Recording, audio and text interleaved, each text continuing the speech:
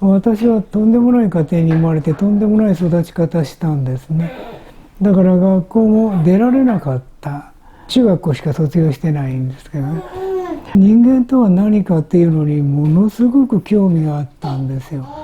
幸いにして私よりね3つくらい上なんだけれども、服部君っていう服部君呼ばわりしてるんだけど同級生だったの。彼が断食したりお寺にこもったり瞑想したりしてるんでね、それ影響を受けてそっちの方の勉強をしたかな。4畳半の部屋に2人で住んでんだから、私は神とかね仏という立場じゃなくて宇宙はね一つ一つあっさり言うと物理的なものでできてるんだって言って霊的なものという考え方はなかった。ところがその彼氏とお話ししてるとあっさり言うとね、人間は意志の力がない、ウィルですよね。意志の力がないと何もできないと言われた時にハッと思った。そうか、じゃあ意志の力のことをね勉強するのどこかなって言って宗教遍歴をしたんですよ。あちこちでお寺さん行ったりね、お宮さん行ったり、あるいは新聞なんかに出てる本なんかをね読んだかな。そして読んでね、一つ成長の家というところのそれ以上詳しいこと言わないんだけど、一番ねトップになられた方が書かれた本があってね、それが神の当然だけど神のことを書いてあったということですよね。それで宗教臭くなかった。それでこう瞑想をしようと思っても私は個人でねなかなかこう瞑想に入れないのでね、そこではね朝早くから瞑想をしてくれるとこなんですよ。朝6時からなら6時から。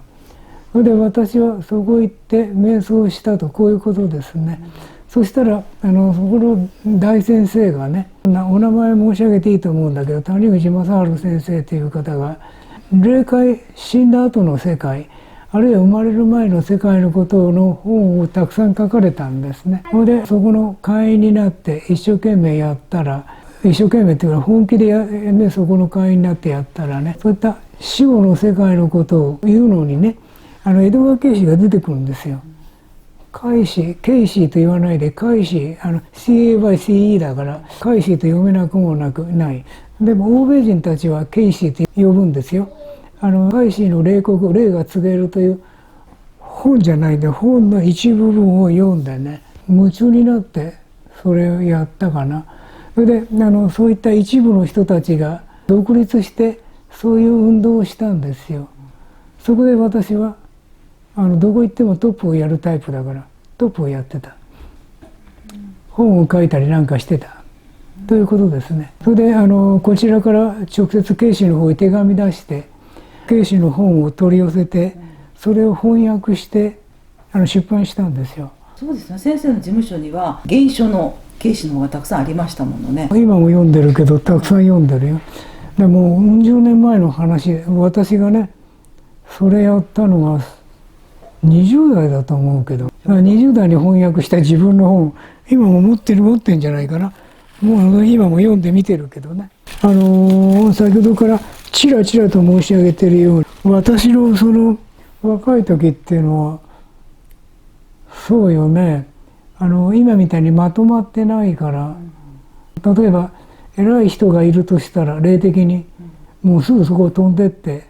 そこで修行したかな、山にこもったりしましたよね。だから山にこもったり竹に打たれたり断食したりして、それで早い時期に江戸川慶子に出会ったので、山にこもっちゃいけないって言うんじゃない、別のやり方、慶子らしいやり方を